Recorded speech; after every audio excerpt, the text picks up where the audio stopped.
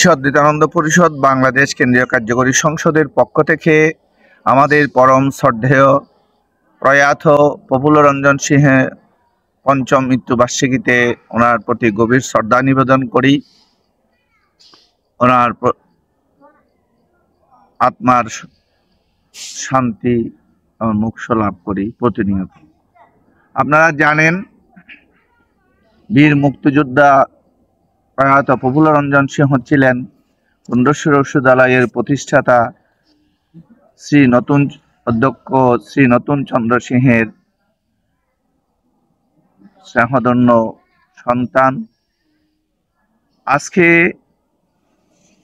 এই দিনে ওনাকে আমরা গভীরভাবে স্মরণ করি এবং স্মরণ করতে গিয়ে আমি যখন চট্টগ্রাম থেকে ঋষিধামের উদ্দেশ্যে রওনা হয়েছিলাম এবং গাড়িতে বসে এই নতুন চন্দ্র সিংহের স্মৃতিচারণ মাথার মধ্যে আসলো।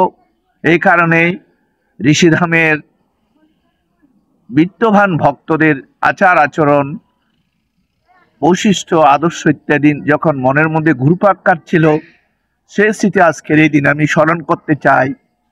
গুরুদেব একজন বর্ণাঢ্য ব্যক্তিকে বেছে নিলেন ঋষিধাম প্রতিষ্ঠা লগ্ন থেকে এবং এই ঋষিধামের ধ্বজা তার হাতে উঠাইয়ে দিয়েছিলেন। তিনি হচ্ছেন শহীদ নতুন চন্দ্র সিংহ। ওনার জীবদ্দশায় তিনি ঋষিধাম এবং তুলসীধামের পরিচালনা কার্যক্রম সমাপ্ত করেছিলেন।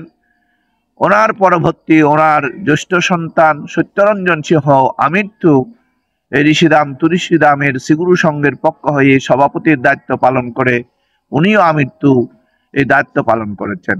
সাথে সাথে ওনার পরবর্তী আজকের যার স্মরণ করি প্রফুল্লরঞ্জন সিংহ, তিনিও আমৃত্যু এই শ্রীগুরু সংঘ ঋষিধাম এবং তুলসীধামের সভাপতির আসন অলঙ্কিত করে আমৃত্যু দায়িত্ব পালন করেছিলেন। এই কথাটি এই কারণে বলছে, একজন গুরুভক্তি বিত্তবান ব্যক্তির অর্থাৎ যাদের অর্থবিত্ত আছে তাদের আচার আচরণ কিরকম হওয়া উচিত একটি ধর্মীয় প্রতিষ্ঠান পরিচালনার ক্ষেত্রে, সেটুকু যখন মনে পড়ে, সেটি এই কারণে বলছি যে তারা কখনো কোনো দরিদ্র জনসাধারণ দেখে কোনোদিন কোনো সময়ে নিজেকে অহংকারী ভেবে কোনো কথা বলেননি। তাদের সার্বক্ষণিক ছিল আপনাদের এই প্রতিষ্ঠান আপনারা রক্ষা করবেন, আপনারা আমাদেরকে আমন্ত্রণ জানালে পরে আমরা আসব, আমরা আপনাদের সেবা করতে চাই। তাহলে একজন বিত্তবান ব্যক্তির এই যে আচার আচরণ আজন্ম আমৃত্যু পর্যন্ত ওনারা সেভাবে লালন পালন করেছেন এবং সেই ধারাবাহিকতায় ওনার নাতি শ্রী প্রফুল্লরঞ্জন সিংহের জ্যেষ্ঠ সন্তান নতুন চন্দ্র সিংহের নাতি সম্পর্কিত শ্রী রাজীব সিংহ একইভাবে সে ধারাবাহিকতা পালন করে যাচ্ছে। পাশাপাশি ওনাদের পরিবারের এই সে চন্দন সিংহ এখন বর্তমান ঋষিধাম ও তুলসীধাম শ্রীগুরু সংঘ পরিচালনা কমিটির সুযোগ্য সভাপতি। এই যে একটি বর্ণাঢ্য পরিবার ধর্মীয় প্রতিষ্ঠানের যে ধারাবাহিকতা রক্ষা এগিয়ে এসেছেন, আমরা ঋষিধাম এবং তুলসীধাম ধন্য।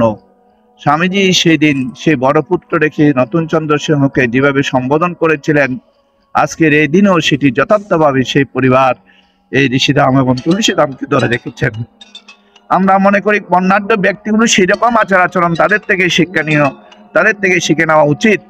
কারণ বিত্তবান ব্যক্তিরা যেন মনে না করে যে কোনো ধর্মীয় প্রতিষ্ঠানের প্রভু সেজে, ভক্ত সেজে সে যেন প্রভু না হন। তাদের প্রণামী যেন ভক্তি অর্ঘ্য হিসাবে থাকে, তাদের প্রণামী যেন প্রণামী হয়ে আগুন হিসাবে পরিণত না হয়। তাই অনুরোধ করব, বিত্তবান ব্যক্তিরা ধর্মীয় প্রতিষ্ঠানে আসবেন যেমনি করে গুরুভক্তি সাথে নিয়ে, শুধুমাত্র বিত্তবান হয়ে অর্থ বিলিয়ে নিজের প্রতিপত্তি প্রভুত্ব অধিকার সৃষ্টির জন্য যেন কোনো প্রতিষ্ঠানে, কোনো সনাতনী প্রতিষ্ঠানে কেউ প্রবেশ না করেন আজকের এই দিনেই, সেটাই আমি অনুরোধ করব আপনাদের সকলকে। আমি আবারও প্রয়াত প্রফুল্লরঞ্জন সিংহের প্রতি গভীর শ্রদ্ধা নিবেদন করে এই স্বামীজির শ্রীচরণে ওনারা আজন্ম লালিত হোক, পালিত হোক, এই আশাবাদ ব্যক্ত করে আমি ওনার স্মৃতির প্রতি গভীর শ্রদ্ধা নিবেদন করে এখানে আমার সংক্ষিপ্ত বক্তব্য সমাপ্ত করলাম। কোনো ভুল ত্রুটি হলে আপনারা সকাতরে মার্জনা করবেন। ধন্যবাদ সবাইকে।